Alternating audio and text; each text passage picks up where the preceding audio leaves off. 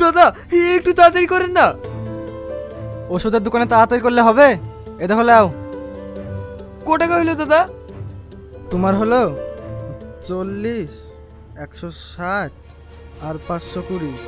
তোমার টোটাল হলো 720 টাকা। আমার কাছে 700 টাকা আছে, এতে হবে না?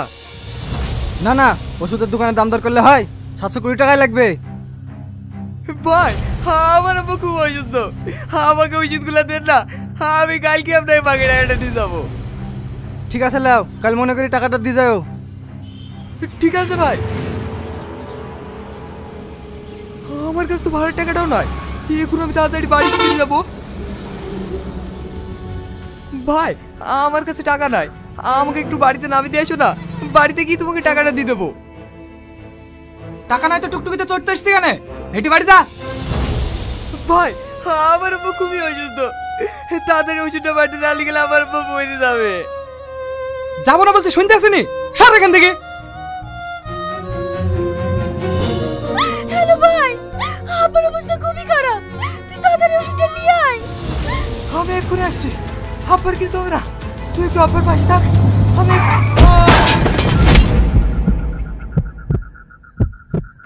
ভাই কি হলো ভাই? তুই কথা বলছিস নাকি রে? ভাই ভাই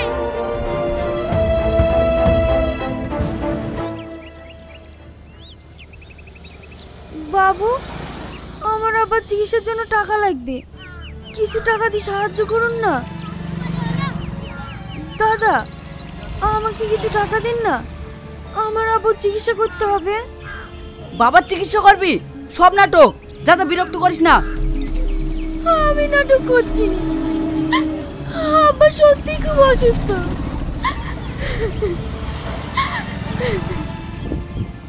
এই 10 টাকা দিতে, না সারাদিন কানে করে ঘাড়া ঘাড়া করবে।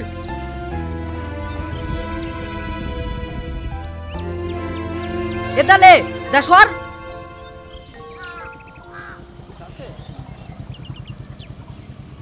বাবু কিছু টাকা দিন না, আব্বু খুবই অসুস্থ। কি টাকা লাগবে? তোর মতো সুন্দরী মেয়ের আবার টাকার অভাব? আমরা খুব গরিব, আব্বার চিকিৎসার জন্য অনেক টাকা লাগবে।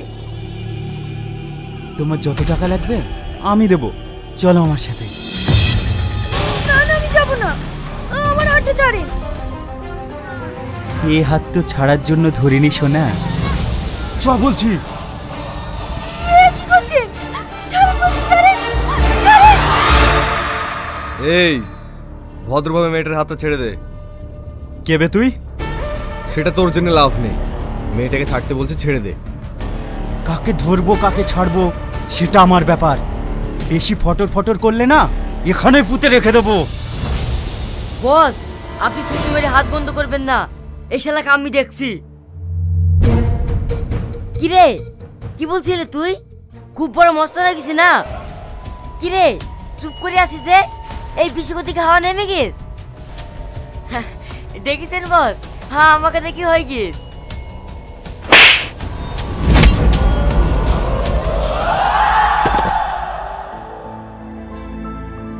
আপনাকে অনেক অনেক ধন্যবাদ, আপনি না থাকলে আজ আমার কি যে হতো। আচ্ছা, তুমি এভাবে টাকা চেয়ে বেড়াচ্ছ কেন? আমরা গরিব মানুষ, আমার আব্বার লিভার নষ্ট হয়ে গেছে, এক একটা ইনজেকশনের দাম 7,000 টাকা। মানুষের কাছে টাকা চাবো না তো কি করবো বলেন? তোমার আবার কোন হসপিটালে আছে? আমাকে নিয়ে চলো। আপনি ওখানে গিয়ে কি করবেন? আপনি কি আমাকে সন্দেহ করছেন? না না, সন্দেহ করবো কেন, আমি ডাক্তারের সাথে কথা বলতে চাই। ঠিক আছে তাহলে চলেন।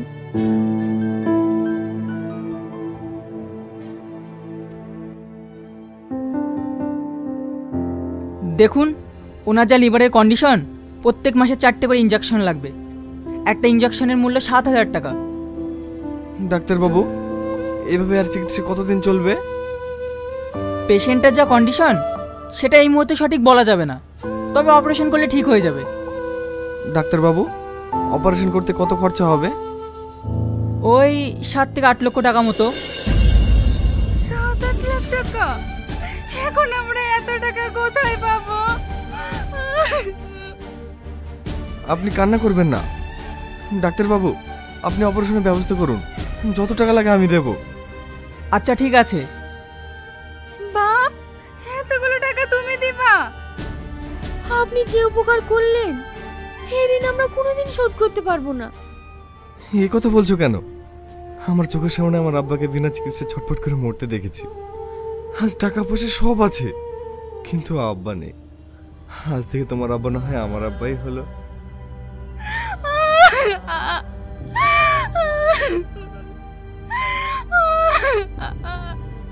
কি ব্যাপার, আপনি কান্না করছেন কেন? বাপ, তোমার মতো আমার একটা ছেলে ছিল, বাপের জন্য ওষুধ আনতে গিয়ে 4 দিন আগে অ্যাক্সিডেন্টে মারা গেছে। আপনি কান্না করবেন না, আমিও তো আপনাদের সন্তানের মতো। আজ থেকে আমি আপনাদের দেখাশোনা করব। তোমরা ভিতরে যাও, আমি টাকার ব্যবস্থা করছি।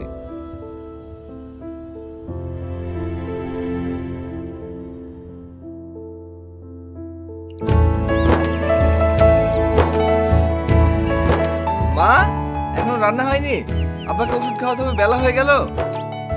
হ্যাঁ, খাবার হয়ে গেছে, আসছি। এখানে বসেন, আস্তে আস্তে।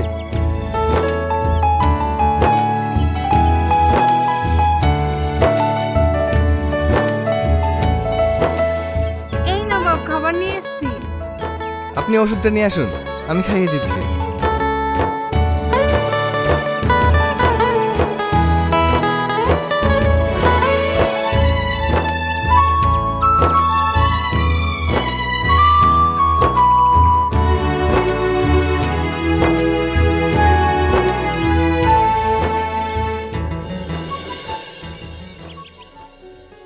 মা, তুমি কি দেখছো?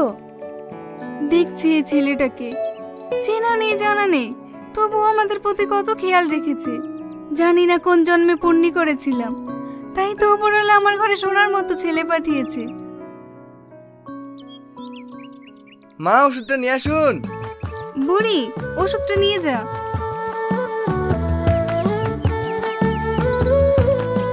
এলেন ওষুধ।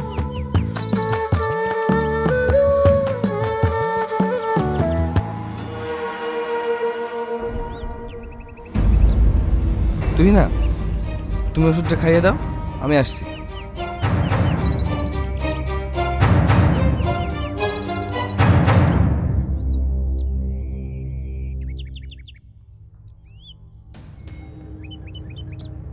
কি ব্যাপার আপনারা? আমার ভাইকে যে মেরেছে তাকে ধরতে পেরেছেন? না ম্যাম, এখনো ধরতে পারেনি। যেভাবে তল্লাশি চলছে, অল্প দিনে আসামিকে ধরে ফেলবো। আপনারা কি করছেন? আজ 1 সপ্তাহ হয়ে গেল, এখনো পর্যন্ত আসামিকে ধরতে পারলেন না। আসামিকে ধরার জন্য আপনার কাছে কিছু তথ্য নিতে এসেছি। কি তথ্য?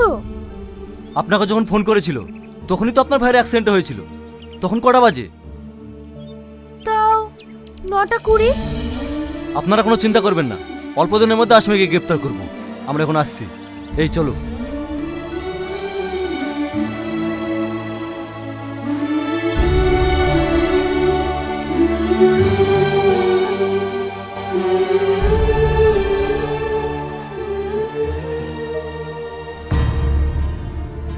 তুই না, কি ব্যাপার, বাড়িতে পুলিশ এসেছিল কেন? যে জানোয়ার আমার ভাইকে মেরেছে তার তথ্য নিতে এসেছিল। যে আমার ভাইকে মেরেছে আমি তার শাস্তি চাই। আপনি আমার পাশে থাকবেন তো? কি হলো, কথা বলছেন না যে? হ্যাঁ, থাকবো।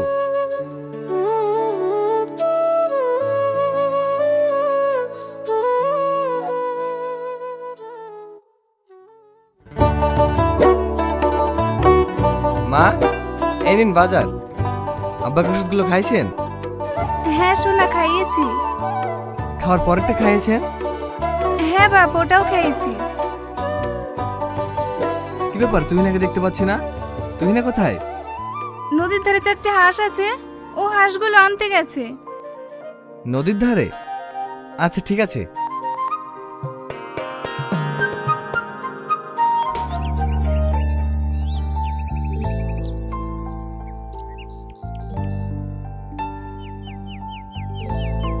কি ব্যাপার, তুমি এখানে বসে? কিছু না, এমনি। খুবই চিন্তিত মনে হচ্ছে, কি এত ভাবছো? তুমি যদি কিছু না মনে করো, একটা কথা জিজ্ঞেস করব? হ্যাঁ বলো। আচ্ছা, মানুষের আপন হওয়া যায় কিভাবে? মানে? তোমাকে দেখি আর ভাবি, একটা অচেনা মানুষ কিভাবে এতটা আপন হতে পারে? সিম্পল, মানুষকে ভালোবাসলে মানুষের আপন হওয়া যায়। আমি তোমাকে একটা কথা বলতে চাই। না না, এখন আর কোনো কথা হবে না, ওঠো। বিকেলে তোমায় একটা জায়গায় নিয়ে যাব। কোথায়? আমার পছন্দের জায়গায়। ওখানে গিয়ে বসে তোমার সব কথা শুনবো। এখন চলো।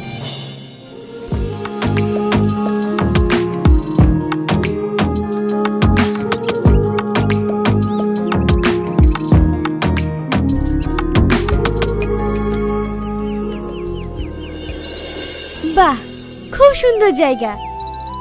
এখানে আমি প্রায়ই আসি, এটা আমার খুব পছন্দের জায়গা। আমি কিন্তু তোমার কোশ্চেনটা শোনার জন্য খুবই এক্সাইটেড। আমি তোমাকে ভালোবেসে ফেলেছি।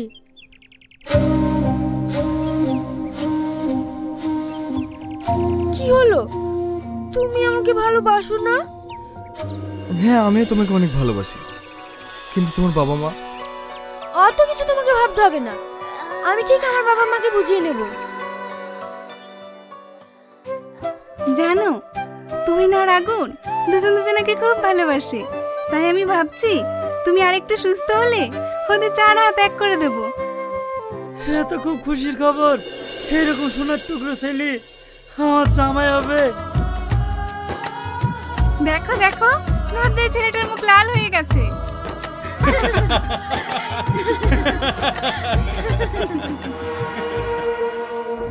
একদম পালানোর চেষ্টা করবে না, ইউ আর আন্ডার অ্যারেস্ট। কি ব্যাপার স্যার, আপনি একে অ্যারেস্ট করছেন কেন? তুমি তো বলেছো অ্যারেস্ট করতে। মানে? তুমি বলেছিলে না আমার ভাইকে যে মেরেছে তার আমি ফাঁসি চাই। এই সেই আসামি যে তোমার ভাইকে মেরেছে। আমি বিশ্বাস করি না, আপনি মিথ্যা কথা বলছেন। আমি জানি তুমি বিশ্বাস করবে না। এই দেখো সে রাতে সিসিটিভি ফুটেজ।